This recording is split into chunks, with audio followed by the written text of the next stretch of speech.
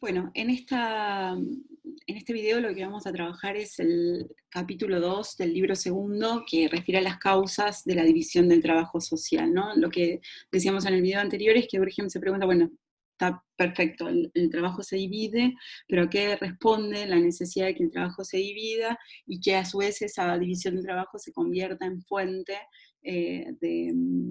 digamos, de desarrollo eh, cultural, de desarrollo moral, ¿no?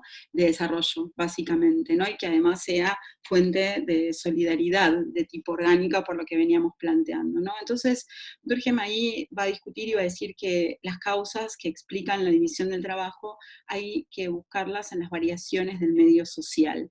Nosotros vamos a hablar de medio social interno, algunas veces, y este tema Durkheim lo puntualiza eh, fuertemente en el capítulo 5 de las reglas del método sociológico, pero es aquí donde los plantea por primera vez y es fundamental, digamos, comprender a qué refiere con el medio social. El medio social da origen a una discusión que Durkheim quiere plantear, o una rama, mejor dicho, de la sociología que Durkheim quiere plantear, que es la de la morfología social, ¿sí? Y entonces Durkheim dice, bueno, la estructura organizada de la división del trabajo se desenvuelven con regularidad a medida que se desvanece la estructura segmentaria. Cuando hablamos de estructura segmentaria, cuando hablamos de medio social, Durkheim refiere a esta rama de la sociología que está por crearse, que él está por crear, que es justamente la de la morfología social, ¿no? El medio social está compuesto por las personas y las cosas, ¿no? Y ahora vamos a ver cuáles son, ¿no? Uno dice, bueno, el medio social en realidad es el sustrato de la vida social y por tanto el medio social es la sociedad, que está por supuesto compuesta de individuos, pero en realidad esos individuos ya están integrados, esos individuos ya están eh, asociados, combinados, y los segmentos con determinados grados de coalescencia. Y acá hay un punto que me parece que es importante, porque Durkheim empieza diciendo que se desvanece la estructura segmentaria, y justamente lo que Durkheim dice acá es la sociedad está compuesta por segmentos, ¿sí? Las partes de la sociedad, en este caso, no necesariamente son los individuos, sino que son los segmentos. Y los segmentos son partes pequeñas de la sociedad, y el segmento más pequeño al que puedo llegar es aquel que si yo lo voy a descomponer no me queda absolutamente nada, es decir, más que un individuo devenido en animal de la naturaleza, ¿sí? Esto lo vamos a puntualizar y lo vamos a complementar y lo vamos a retomar cuando miremos el capítulo 5 de las reglas del método sociológico, pero reparemos en esta idea de estructura segmentaria, ¿no? La estructura segmentaria, vamos a poner un ejemplo, podría ser una tribu que se une a otra tribu, que se une a otra tribu, ¿sí? Entonces estos segmentos se van juxtaponiendo unos a otros, pero sin demasiada integración, ¿no? Durkheim dice sin demasiada coalescencia, esa es la palabra que usa, ¿no? Sin demasiada combinación, sin demasiada síntesis. Y entonces, bueno, pueden no diferenciarse, pueden vivir o convivir unos al lado del otro sin mayores inconvenientes. Pero vamos a ver qué pasa cuando las sociedades se desarrollan y cuando varía el medio social interno, ¿no? Entonces Durkheim dice, la estructura organizada de la división del trabajo se desenvuelven con regularidad a medida que se desvanece la estructura segmentaria, es decir, debe ir desapareciendo la estructura segmentaria. Esa estructura segmentaria, ese estar un segmento al lado del otro, es un obstáculo para la división del trabajo, ¿sí? Debe desaparecer para que pueda surgir, para que pueda emerger la división del trabajo, o debe desaparecer, si no totalmente, al menos parcialmente, para que pueda desarrollarse, ¿no? Entonces, cuando los segmentos sociales, dice Durkheim, ¿no? Estos pequeños clanes, hordas, tribus, digamos, pequeños segmentos, pero que siempre son sociales, están constituidos por un conjunto de individuos, ¿no? Pierden esa individualidad cuando se produce entre ellos una coalescencia, ¿sí? Que deja libres los espacios y que deja lugar para más combinaciones, o sea, para que haya algo más integrado, entonces se da lugar a la división del trabajo, porque la vida social, en lugar de concentrarse en una multitud de focos distintos que serían estos segmentos, focos distintos y semejantes, es decir, uno al lado del otro muy parecidos, se generalizan, ¿no? Esa generalización es una condición para para la división del trabajo. Entonces, las relaciones sociales, dice Durkheim, e incluso usa una palabra que no sé si es realmente un tema de traducción, pero si las relaciones intrasociales, ¿sí?, se hacen más numerosas porque se extienden por todos lados más allá de sus límites primitivos. ¿Esto cuándo? Cuando se desvanece esta estructura segmentaria de la sociedad. Entonces, la división del trabajo progresa, sostiene Durkheim, cuanto más individuos hay en contacto suficiente, ¿sí? No basta con que haya más individuos, tiene que haber más individuos en contacto suficiente para poder actuar los unos sobre los otros, es decir, para poder tener influencias unos sobre otros. Dice Durkheim entonces, prestemos atención a esto, ¿no? Cuantos más individuos hay, pero que estén en contacto unos con otros, y entonces Durkheim dice, llamamos densidad moral o densidad dinámica, que son sinónimos, densidad moral o densidad dinámica, a este acontecimiento y al intercambio que de él resulta. El acontecimiento es esto, son más individuos con relaciones más estrechas entre ellos, ¿no? Podríamos decir que la densidad, ¿sí?, que es un indicador del medio social, tenemos medio social, un indicador es la densidad dinámica o moral, es justamente cuán juntos estamos. No alcanza que seamos muchos, sino que tenemos que tener relaciones, más relaciones, digamos, más interacción unos sobre otros los individuos de esta sociedad. Entonces, la división del trabajo, dice Durkheim, está en relación directa o en razón directa a la densidad moral o dinámica, es decir, vamos, ¿a qué significa esta razón directa? Mayor densidad moral o dinámica, mayor división del trabajo. Mayor división del trabajo significa una mayor densidad moral o dinámica. ¿Qué significa mayor densidad moral? Bueno, mayor relación entre estos individuos, no solo que seamos más, sino que tengamos relaciones más fuertes, ¿sí? Entonces, para que esto ocurra, debe reducirse la distancia que hay entre los individuos. Entonces, si aumenta, o para que aumente, digamos así, Durkheim después dice, no importa cuál determina cuál, ¿no? Pero Durkheim dice algo así como, para que aumente la densidad moral, ¿no?, para que estemos más juntos, para que tengamos más relaciones, sí, solo sí, va a ocurrir, digamos, si aumenta la densidad material. ¿Qué es la densidad material? Bueno, tener más medios, más cosas, ¿sí?, el modo de estar dispuestas las cosas, de manera que faciliten la relación entre las personas, ¿sí? Siempre ponemos algún ejemplo por el estilo, pero decimos, bueno, el momento actual que estamos viviendo sin dudas es un ejemplo, digamos, pero pongamos dos ciudades, no alcanza con que seamos más, sino que, por ejemplo, podamos tener un puente, ¿sí?, entre una ciudad y otra, y eso va a permitir, va a ser una condición de posibilidad del estrechamiento de lazos entre las personas que viven de cada lado del puente, ¿está bien?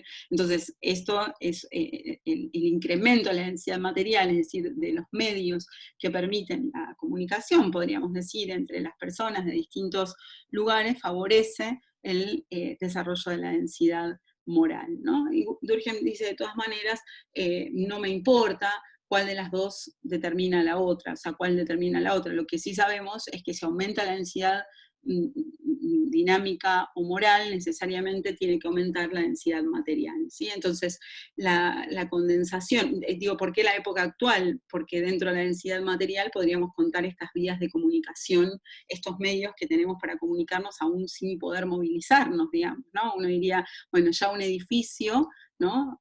Un edificio único, por ejemplo, de sociales, significa un incremento de la densidad material de nuestra comunidad, podríamos decir, ¿sí? Porque antes estábamos más separados, porque unos estaban en un barrio, otros en otro barrio, y entonces, bueno, ahora estamos todos en el mismo edificio. Bueno, esto es una condición material, es decir, es densidad material, pero además somos más, y entonces tenemos más relaciones entre todos. No alcanza con que seamos más, sino que exista esa mayor relación. Y digo en la época actual por esto, porque nos seguimos comunicando independientemente de no poder asistir, por ejemplo, a la sede, ¿sí? Muy bien. Entonces, lo que dice Durkheim es que existe una condensación material progresiva de las sociedades que se produce de tres maneras principales. Primero, las sociedades las sociedades inferiores, estas sociedades que tienen características segmentarias, se extienden sobre áreas muy grandes, ¿sí? En relación al número de individuos que componen esta sociedad. Es decir, primero hay una extensión sobre áreas muy grandes, mientras que en los pueblos más adelantados, ¿sí? Lo que ocurre es que toda la población se termina concentrando, ¿sí? El proceso de constitución de las ciudades, por ejemplo, tiene que ver con este desarrollo. Más personas en un lugar más pequeño, ¿sí? Y eso supone una mayor densidad, ¿no? Si uno agarra un atlas, ustedes son muy jóvenes, pero era un juego que podíamos hacer un domingo de lluvia en mi casa con mis hermanos, y jugar a ver, bueno, cuál era la densidad de población de los diferentes países o de las diferentes regiones o de las diferentes provincias, ¿no? Entonces teníamos, por ejemplo, Santa Cruz tenía una densidad de población muy pequeña, pongamos medio habitante por kilómetro cuadrado, mientras que Capital Federal tiene, no sé, 1000 habitantes por kilómetro cuadrado. ¿Está bien? Es decir, la densidad, la cantidad de gente que está junta en una superficie determinada es mucho mayor. Y obviamente eso facilita la densidad, el crecimiento, digamos, el desarrollo de la densidad moral, es decir, que establezcamos más lazos, que estemos más juntos, ¿sí? Que las relaciones sean más estrechas entre los individuos que componen esa sociedad. Entonces, lo que dice Durkheim es los cambios en la vida industrial de las naciones muestran esta transformación, es decir, se concentran las poblaciones en espacios más pequeños, ¿sí? Y crece entonces esta solidaridad. Los pueblos nómades, por el contrario, buscan la extensión, y ya la agricultura, aunque estén separados, ¿sí? Supone un cierto cerramiento de los tejidos sociales, ¿sí? Porque, bueno, porque es sedentaria, porque nos ubicamos en un lugar, porque sabemos dónde nos encontramos, dónde nos relacionamos, y hay que generar una vida social en torno de esa producción, ¿sí? Entonces, bueno, tiene ya características de sociedad moderna con lazos de solidaridad, perdón, sí, de lazo de solidaridad orgánica, crecientemente orgánica, pero con un crecimiento de la densidad moral o dinámica, ¿sí? En segundo lugar, la formación de ciudades y su desenvolvimiento es otro síntoma, ¿no? El incremento de la densidad, lo que decíamos recién, de la densidad media, puede deberse al incremento de la natalidad, ¿sí? Es decir, bueno, si somos más, entonces puede ser que establezcamos relaciones más estrechas, o que digamos, haya una mayor densidad dinámica, y esto a su vez puede, sin embargo, corresponderse, conciliarse con una concentración muy débil, con una marca de tipo segmentario, es decir, puede haber crecimiento de la cantidad de personas, pero no necesariamente redundar en mayores lazos sociales, ¿no? Pero las ciudades, dice Durkheim, resultan siempre de las necesidades que empujan a los individuos a mantenerse unos con otros de una manera constante, ¿sí? Entonces, en general, no pueden multiplicarse y extenderse si la densidad moral no acompaña este proceso. Es decir, necesariamente el desarrollo de las ciudades trae el crecimiento de la densidad dinámica o moral, ¿sí? Y en tanto la organización social es esencialmente segmentaria, ¿sí? La ciudad no existe. Esto es lo que plantea Durkheim, ¿sí? Porque la ciudad supone una integración, un grado de coalescencia entre los segmentos mucho mayor, ¿no? Entonces, acá lo que Durkheim está diciendo es, aumenta el volumen, cuando decimos hay más cantidad de población, estamos hablando de volumen, fíjense estos conceptos que vienen de la física, ¿no? Cuando hay mayor concentración, hablamos entonces de volumen, y cuando es por sí solo, digamos, el número de personas no define que haya mayores relaciones entre las personas, pero favorecen, ¿sí?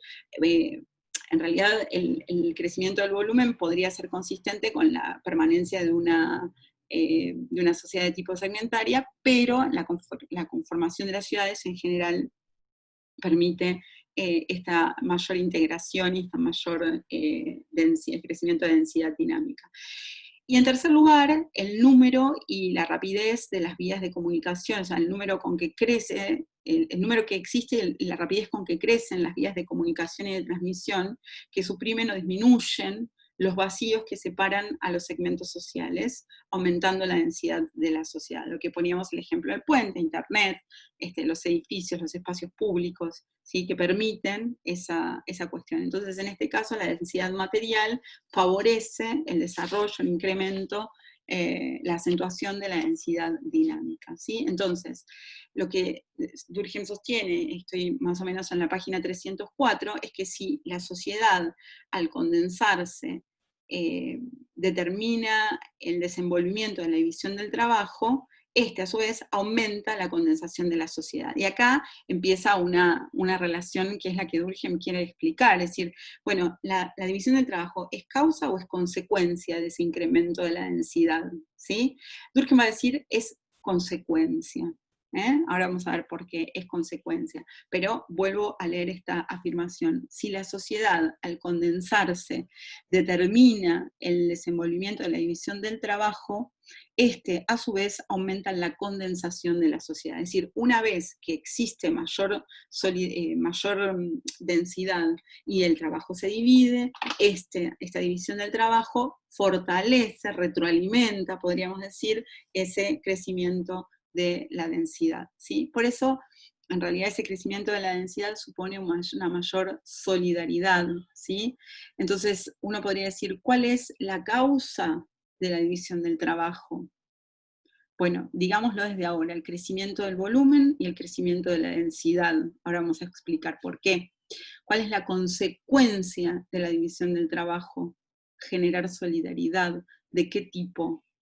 De tipo orgánica, de tipo funcional, del tipo que ocurre en los organismos vivos, donde los órganos se diferencian y cumplen funciones diversas que se complementan para un objetivo común, ¿sí? Ahora, esto es importante porque una cosa, lo que Durkheim dice, es siempre tenemos que separar la causa de la función, ¿sí? La función entonces de la división del trabajo es generar solidaridad, la causa es un cambio en el medio social.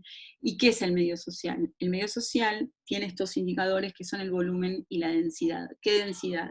Dinámica o moral, que es el grado de coalescencia, digamos, el grado de integración, de síntesis que hay entre los segmentos de la sociedad, y la densidad material, que son las vías de comunicación, las cosas que permiten o que favorecen ese desarrollo de la densidad dinámica, ¿sí? Entonces, la división del trabajo sigue siendo el hecho derivado. Y esto para Durkheim es fundamental, ¿sí? Porque va a discutir con los economistas, y porque va a discutir con los utilitaristas, y porque va a discutir en general con todos los individualistas respecto del papel que cumple la división del trabajo. Desde yo se los digo, ¿qué les va a decir a los economistas? Bueno, sí, muy bien, puede ser que la división del trabajo genere mayor productividad, pero la división del trabajo no se inventó para generar mayor productividad.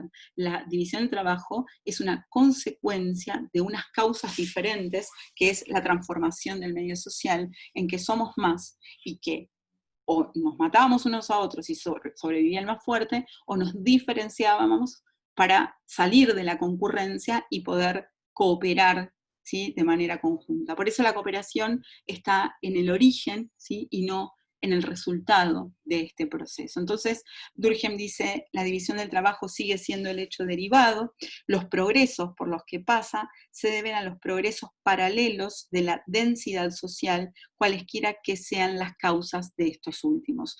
¿Cuáles pueden ser las causas? Bueno, que haya aumentado el volumen, que haya aumentado la densidad material, pero siempre la densidad social, dinámica o moral, digamos, es la que prima, digamos, como causa de esta relación, ¿no?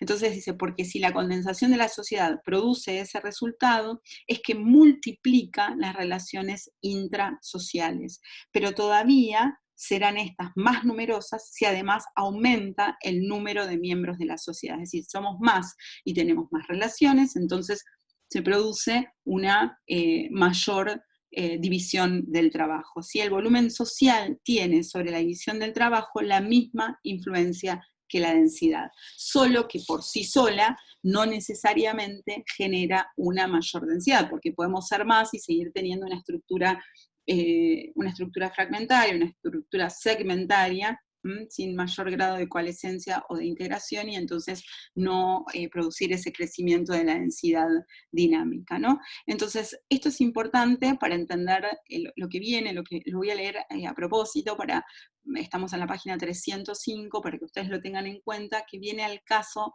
de la morfología social, y para entender esta idea de los segmentos que Durkheim plantea, que insisto, vamos a retomar en los capítulos 4 y 5 de las reglas del método sociológico, ¿no?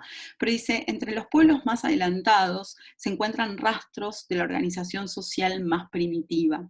Así, la tribu está formada por una agregación de hordas o de clanes. Esto lo va a tomar Durkheim así, exactamente igual perdón, las reglas del método sociológico. La nación y la ciudad por un agregado de tribus, la ciudad a su vez con las aldeas que les están subordinadas, entra como elemento en sociedades más compuestas, etc. El volumen social no puede, pues, dejar de aumentar, puesto que cada especie está constituida por una repetición de sociedades de la especie inmediatamente anterior, ¿sí? Entonces, cuando hablamos de segmentos, lo que decimos es las sociedades se conforman de una repetición de sociedades que se van juxtaponiendo, que se van agregando, que se van sumando, ¿sí? Unas a otras, producto de diversos factores, como puede ser la conquista, como puede ser la necesidad, como pueden ser las migraciones, como pueden ser, digamos, distintos fenómenos de movilización social, ¿sí? Que dan por resultado esto que estamos mencionando, ¿no? Y esto lo retoma, insisto, en lo que va a llamar como rama de la sociología la morfología social, en los capítulos 4 y 5 de las reglas del método sociológico, y van a ser los verdaderos factores explicativos de la ciencia, ¿sí? Esto por eso es tan importante.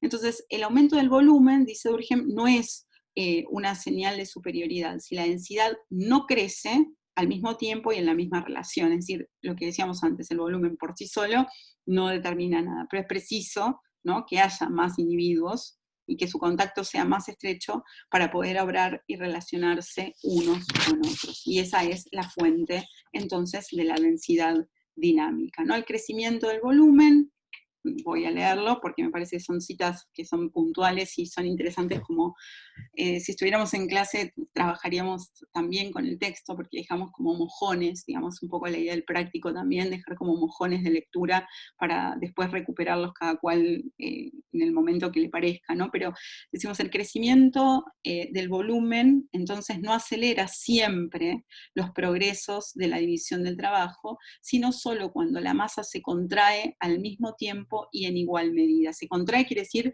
se unifica, se solidifica, pierde, deja de tener los espacios vacíos entre los distintos segmentos, ¿sí? Es lo que decía antes. Entonces es un factor adicional, dice Durkheim, el volumen, pero si se junta el primero, ¿sí?, a la densidad dinámica, amplía sus efectos mediante una acción que es propia y que por tanto hay que distinguirla.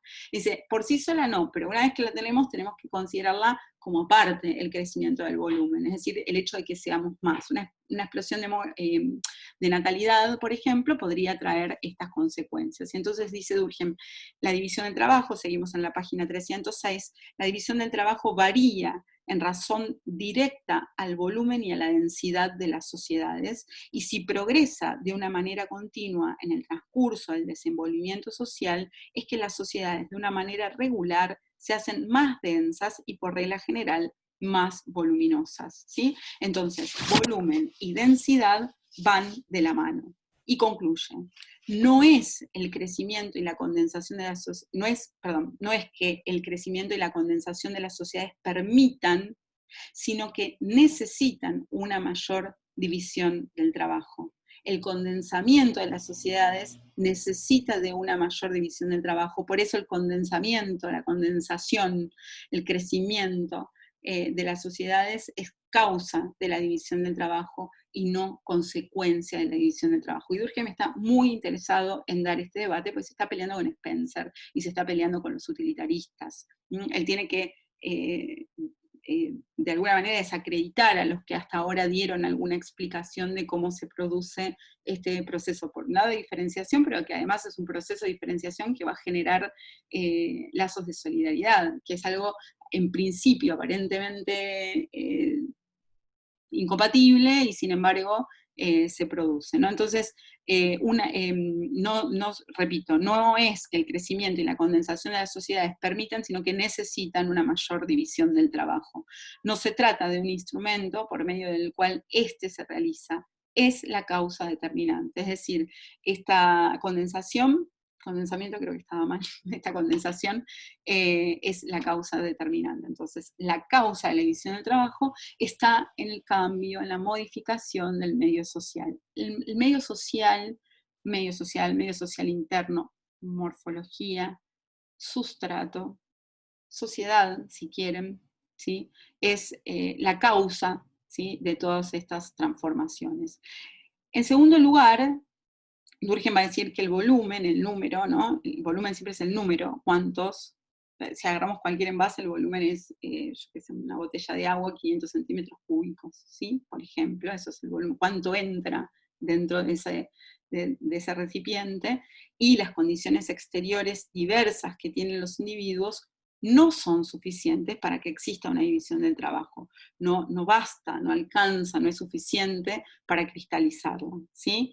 Y en el tercer punto, lo que Durkheim va a decir es que si el trabajo se divide más a medida que las sociedades se hacen más voluminosas y más densas, no es porque las circunstancias exteriores sean más variadas, sino porque la lucha por la vida es más dura, ¿sí? Esto es lo que Durkheim está planteando. Tenemos, el trabajo se empieza a dividir porque es más dura la lucha por la vida. Somos más y tenemos que estar más juntos. Tenemos dos posibilidades, lo que decíamos antes. O nos matamos y sobreviven los más aptos, o nos diferenciamos y tratamos de vivir todos, ¿no? Entonces ahí Durkheim efectivamente cita a Darwin y dice, o por lo menos lo trae a la discusión, y dice: Darwin observó que la concurrencia entre los organismos, entre dos organismos, por ejemplo, es mayor cuanto más análogos son. O sea, cuanto más parecidos son, mayor concurrencia hay, y por tanto, teniendo las mismas necesidades, persiguiendo los mismos objetivos, se encuentran en rivalidad necesariamente, ¿no? Entonces, si se poseen recursos suficientes, y aún pueden vivir uno al lado del otro, el problema es cuando los recursos no son suficientes. Pensemos, o sea, tenemos sociedades que están poco diferenciadas, sociedades que se rigen por semejanza, sociedades que están poco integradas, y de repente crecemos, y de repente, bueno, hay que organizarse para que esta vida pueda seguir o perecer, ¿no? Entonces, por eso la causa está en el crecimiento de la sociedad y en el desarrollo de la densidad dinámica, ¿sí? Entonces, si los espíritus no pueden ser ya satisfechos, ¿no?, y acá sigue con el ejemplo de Darwin, la guerra estalla, ¿sí? Y es más violenta cuanto más elevado es el número de concurrentes. O sea, cuanto mayor sea el volumen, cuanto más haya crecido la población, bueno, más difícil va a ser esa guerra, ¿no? Entonces, cuanto más se aproximan las funciones, más expuestas, ¿sí?, están a combatir. Por eso es incompatible la existencia de segmentos sociales que van a repetir estas funciones. Pensemos una tribu al lado de la otra, un grupo, un clan al lado del otro, ¿sí?, con las mismas, pongamos, con las mismas autoridades, los mismos liderazgos, las mismas funciones. Bueno, alguna de ellas tendrá que perecer o se tendrán que especializar, ¿no? Entonces, por tanto, la división del trabajo, dice Durkheim, se torna necesaria. Es una consecuencia, la división del trabajo, de ese crecimiento de volumen y de densidad, ¿sí? Entonces, toda condensación de la masa social, dice Durkheim, y sobre todo si va acompañada de un aumento de la población, determina necesariamente progresos de la división del trabajo, es decir, que se amplíe, que se desarrolle más la división del trabajo. Obviamente, dice Durkheim, cuenta con más miembros, al mismo tiempo que están más próximos unos de otros, es decir, hay mayor densidad, ¿sí?, densidad dinámica, la lucha se hace más ardiente y la especialización más rápida y completa, ¿sí? Cuanto más fuerte es la lucha, más rápida y más completa va a ser esta especialización, ¿sí? Es decir, es una consecuencia. Lo que hay que pensar es que así empieza Durkheim, ¿no? Diciendo, en verdad yo esto ya lo vi, digamos, las sociedades se dividen en el trabajo, las sociedades se especializan, ahí donde vos tenías un médico, ahora tenés un oculista, un neurólogo, un clínico, un cardiólogo, un infectólogo, ¿está bien? O sea, se va especializando, se va dividiendo, donde antes vos tenías un sociólogo, ahora tenés un demógrafo, un estadístico, un cualitativista, un teórico, ¿sí? Y cada vez se parcializa más y es más chiquitito el ámbito de conocimiento, ¿no? Es decir, esa hiperespecialización a la que nosotros asistimos hoy día, bueno, es un proceso que Durkheim ya ve, digamos, y que corresponde a las sociedades industriales, ¿no? Entonces, ese proceso de especialización se produce más rápido, de manera más completa, cuanto más crece la sociedad y más la densidad que se produce entre los distintos segmentos y entre los distintos individuos. Entonces, mientras la constitución social es segmentaria, dice Durkheim, cada segmento, bueno, va a tener sus órganos propios, lo que decíamos antes, que se encuentran alejados y protegidos mientras está todo bien, digamos, pero a medida que las separaciones desaparecen, es inevitable que los órganos similares se alcancen, entren en concurrencia, podríamos decir utilizando esta palabra que él trae Darwin, y que, bueno, tengan que sustituirse unos a otros. Entonces tendrán justamente que entrar en el dominio de la especialización o perecer.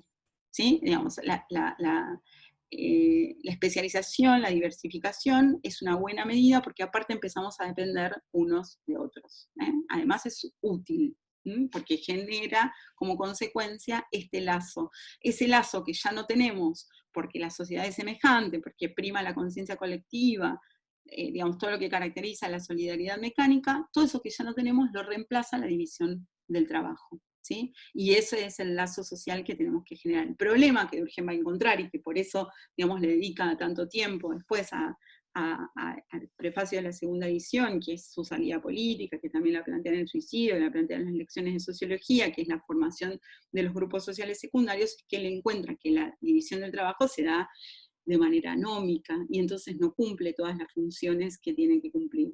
Pero sin embargo esto se podría regular a través de las corporaciones, de aquellos que estén muy cerca de la división del trabajo, que son efectivamente aquellos que trabajan, aquellos que producen, y ahí es donde se toca también con Saint-Simon, ¿no? Porque él no hace una diferenciación entre trabajadores y patrones, industriales y trabajadores, sino que más bien, bueno, considera una clase productiva, digamos, que puede dirigir y organizar esa vida económica, pero que va a trascender la vida económica. ¿Sí? Esto lo planteábamos cuando tratábamos el prefacio de la segunda edición. Va a derramar, podríamos decir, por usar una mala metáfora, va a derramar porque, bueno, porque no solamente nos quedamos en el plano de, digamos, de la coordinación económica, sino que también pasamos a otros lazos de solidaridad, de mutualidad, digamos, entre los distintos miembros, a una obra social, ¿no? Que tiene que ver con esta relación, ¿no? Entonces, Durkheim va a decir, una ruptura del equilibrio en la masa social suscita conflictos que no pueden resolverse sino mediante una ampliación de la división del trabajo. Y la división del trabajo, es el motor del progreso. Esto es lo que Durkheim encuentra, ¿no? Entonces, la división del trabajo, y esto es muy, muy importante, es un resultado de la lucha por la vida, pero es una solución dulcificada. ¿Quién hablaba de esto? Montesquieu. ¿Sí? Montesquieu hablaba del comercio, es una pasión dulcificada. ¿No? Dejamos ahí, no me voy a extender después de las 3 horas de audio de Montesquieu, pero la división del trabajo entonces es un resultado, no es una causa, es un resultado de la lucha por la vida, pero es una solución dulcificada. ¿Qué sería una solución no dulcificada de la lucha por la vida? Que triunfe el más apto y el resto perezca. ¿Sí? Bueno, esto es lo que permite la división del trabajo, ¿no? Entonces, gracias a ella, los rivales no se ven obligados a eliminarse, dice Durkheim, mutuamente, sino que pueden existir unos al lado de los otros, especializándose, diversificándose, dividiendo el trabajo. A medida que se desenvuelve, entonces, proporciona, a medida que se desenvuelve la división del trabajo, proporciona a un mayor número de individuos, que en sociedades más homogéneas estarían obligados a desaparecer, los medios para mantenerse y sobrevivir, ¿sí? Y por supuesto hay funciones que van a estar más cercanas unas de otras y funciones que van a estar más lejanas, ¿sí? Es probable, hay un ejemplo que pone ahí Durkheim que dice, bueno, es probable que haya más concurrencia entre viñateros y cerveceros que entre viñateros y productores de seguros, ¿sí? Porque en realidad son funciones diferentes, ¿no? Esto que la economía llamaría bienes sustitutos, ¿no? O sea, alejate de los sustitutos y cuanto menos perfectos mejores para poder vivir más el trabajo, ¿no? Pero bueno, Urgen va a discutir con la economía y así ahí vamos. Entonces, la división del trabajo se nos presenta bajo, digamos, un aspecto diferente, ¿no? Digo, hacia ahí vamos al que se les presenta a los economistas, ¿no? Porque para ellos, para los economistas, para Smith, por ejemplo, que trabaja justamente la división del trabajo, ¿no? Dentro de un mismo proceso de producción fundamentalmente, es una, digamos, consiste en producir más, es decir, la división del trabajo es la causa de mayor productividad. Entonces, creamos la división del trabajo, Durkheim esto está en contra, creamos la división del trabajo para ser más productivos. Durkheim dice, no, la división del trabajo es una respuesta, es una consecuencia, es un efecto de haber sido más y de que tengamos relaciones mayores relaciones, digamos, de densidad dinámica, y como subproducto, si quieren, podríamos decir para hablar en términos de la economía, además hace que el trabajo sea más productivo. Pero nunca la causa está en que como iba a ser más productivo, entonces dividimos el trabajo. No, el trabajo se dividió producto de que hubo un cambio en la morfología, que somos más y que tenemos mayores relaciones, mayor densidad, mayor volumen, ¿sí? Por eso el trabajo se divide, esa es la causa. La consecuencia de la división del trabajo es que genera solidaridad. Y como otro producto, además, genera mayor productividad, ¿sí? Pero nunca tenemos en ese incremento de productividad la explicación de la división del trabajo, la causa de la división del trabajo, ¿no? Durkheim dice, para nosotros esa mayor producción es solo una consecuencia necesaria, una repercusión del fenómeno, ¿sí? Si nos especializamos, no es por producir más, sino para poder vivir en condiciones nuevas de existencia, porque de otra manera, podríamos decir, no podríamos sobrevivir. Entonces, un corolario, digamos, como una especie de consecuencia, de efecto no principal, ¿no? Como otra cosa que aparece de todo lo que precede, dice Durkheim, es que la división del trabajo no puede efectuarse sino, y esto es fundamental también en la discusión con la economía, en la discusión con el utilitarismo, en la discusión con algunos moralistas y en la discusión fundamentalmente con Spencer, no puede efectuarse sino entre los miembros de una sociedad ya constituida. ¿Sí? Es decir, ya tiene que haber una sociedad eh, aunque sea homogénea, aunque sea una sociedad que se relaciona por semejanzas, aunque prime la solidaridad mecánica, tiene que haber cooperación, tiene que preexistir la cooperación para que pueda haber división del trabajo, ¿sí? No es que hay individuos dispersos que se juntan para cooperar, que se juntan para dividir el trabajo, ¿sí? No, esto no es así, dice Durkheim. Hay una sociedad, estábamos todos muy juntos, estábamos todos haciendo lo mismo, crecimos, tenemos mayores relaciones y si no nos diversificamos, perecemos. Esto es lo que Durkheim plantea. Entonces, la división del trabajo tiene al mismo tiempo, la división del trabajo, perdón, une al mismo tiempo que opone, ¿no? Nos relaciona al mismo tiempo que nos separa, nos distingue las funciones, hace que converjan actividades que diferencia, ¿sí? No sé, el panadero con el zapatero, son actividades diferentes, pero tienen que converger, digamos, porque se complementan, y aproxima a aquellos que separa. Entonces, ese hecho que en principio parecería contradictorio, o sea, ¿cómo puede ser que esto que nos divide en realidad genera solidaridad, genera lazo? Bueno, es por esto que Durkheim está planteando, ¿no? Entonces, la concurrencia ha tenido que preexistir, dice Durkheim. Es preciso que los individuos entre los que la lucha se entabla sean ya solidarios, ¿sí? Es decir, ya forman parte de una solidaridad de qué tipo, y bueno, por lo menos una solidaridad mecánica, ¿sí?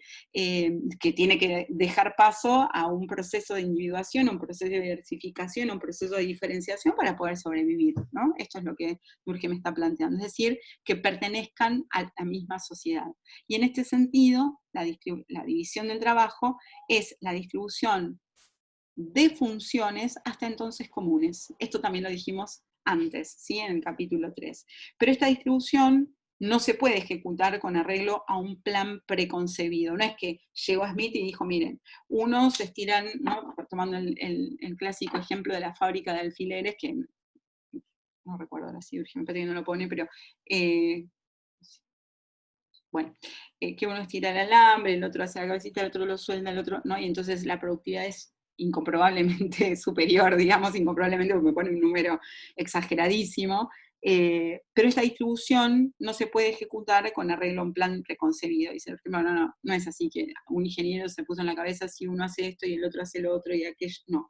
En realidad esto se va produciendo de manera más o menos espontánea, ¿sí? No se puede predecir por anticipado, ¿sí? No se puede predeterminar una línea divisoria, ¿no? La división del trabajo no se encuentra trazada de antemano, ¿sí? En la naturaleza de las cosas, dice Durkheim, depende de una multitud de circunstancias, ¿sí?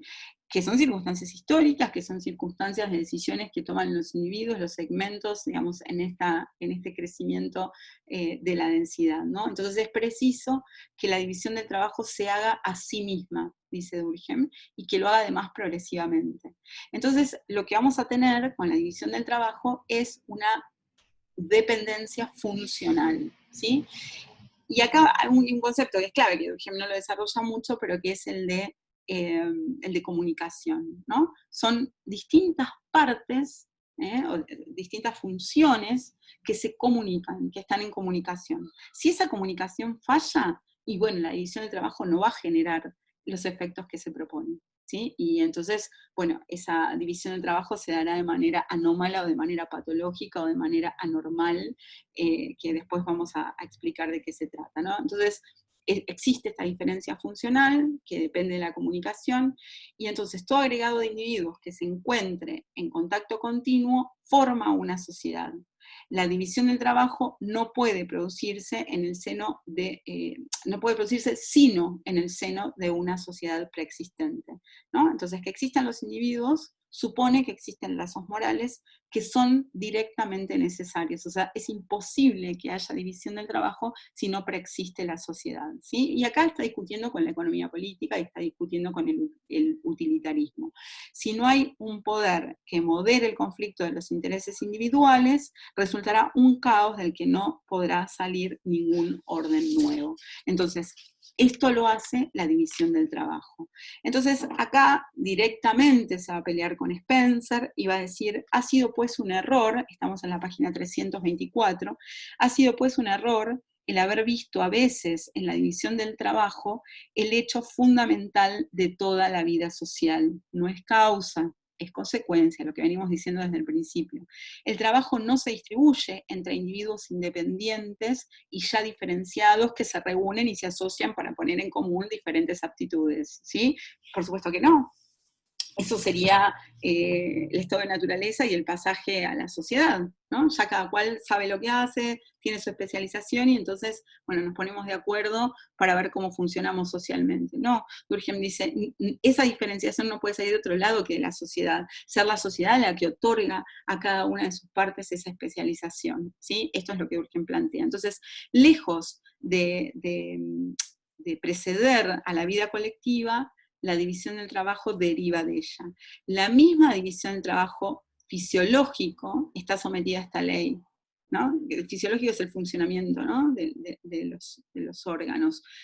Jamás aparece en el seno de las masas policelulares dotadas ya de una cierta cohesión. Es imposible que exista esa división si no hay ya, digamos, una predisposición física a que esa diferenciación ocurra, ¿sí? No nacen diferenciadas, esto es lo que Durkheim está planteando.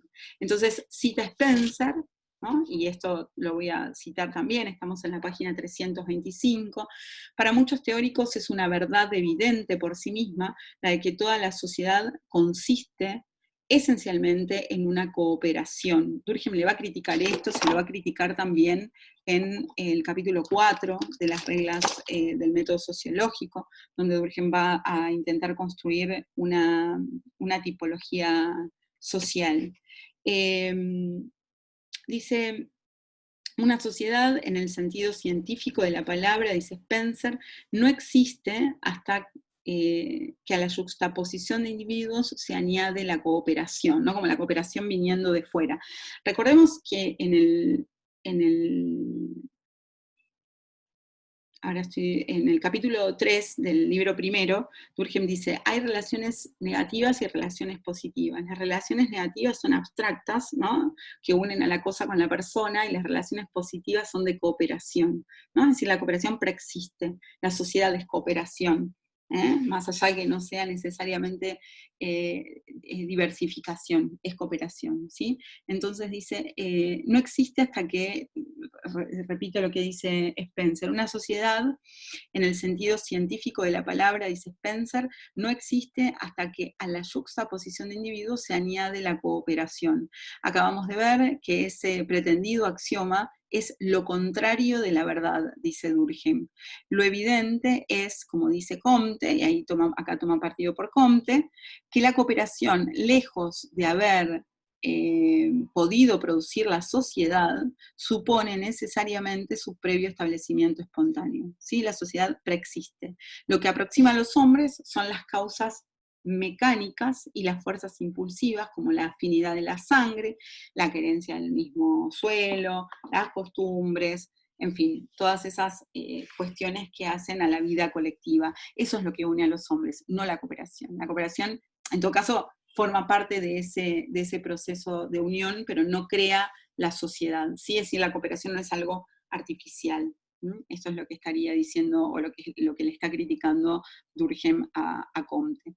Efectivamente, dice Durkheim, para que las unidades sociales puedan diferenciarse, es preciso primero que hayan atraído o agrupado, que se hayan ellas atraído o agrupado en virtud de algunas semejanzas, ¿no? Entonces, en este proceso de formación, dice Durkheim, en este procedimiento, se observa no solo en los orígenes, sino la evolución también de la división del trabajo, ¿sí? Entonces, las sociedades superiores, lo dijimos al principio de este capítulo, resultan de la reunión de sociedades del mismo tipo, pero más pequeñas, ¿sí? Y esto preexiste, ¿sí? Estas sociedades segmentarias preexisten necesariamente, ¿sí? Es un proceso, lo que viene luego es un proceso de diferenciación, ¿no? Y esto es lo que no pudo ser visto, dice Durkheim, por los utilitarios, por ejemplo, porque ellos que tienen un error en la manera de concebir la génesis de la sociedad. Ellos suponen en el origen individuos aislados, que se ponen de acuerdo para vivir en sociedad, ¿no? Individuos aislados e independientes, que entran en relaciones para cooperar. Ahora, la pregunta que se hace Durkheim es muy válida. ¿De dónde le brota a estos individuos esa necesidad de cooperar si en realidad son solos e independientes? O sea, ¿por qué tendrían que tomar la decisión de cooperar, ¿no? ¿Por qué resignar su existencia natural a cooperar si esto... Bueno, Durkheim dice, esto no es así, porque justamente lo que vemos en el desarrollo histórico, y para eso tenemos que ir a mirar la historia, es que en verdad las sociedades antes no estaban diferenciadas y ahora sí están diferenciadas, con lo cual hay un proceso de creación, de surgimiento de las sociedades que antecede a este acuerdo utilitario que podría darse, ¿no?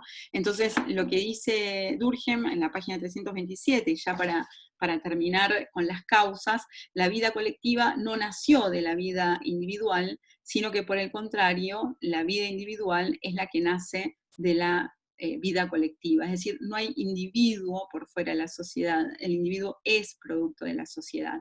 Entonces, solo con esta condición se puede explicar la manera como la individualidad personal de las unidades sociales ha podido formarse y engrandecerse sin disgregar a la sociedad, ¿no? Es decir, bueno, la división del trabajo entonces tiene como causa la modificación en el medio social que es volumen, que es densidad, un mayor crecimiento del volumen, un mayor crecimiento de la densidad da lugar a un proceso de diferenciación. Esta diferenciación da lugar a la división del trabajo genera solidaridad de tipo orgánica por diferenciación funcional. Si esto ocurre, esa división del trabajo genera solidaridad, entonces se genera lazo social. El problema es cuando esto no ocurre de manera normal y entonces no se produce el efecto que tenía planteado. Por eso Durkheim tiene que buscarle a esto una salida política. Vamos a retomar este punto cuando miremos ahora en un rato las reglas del método sociológico.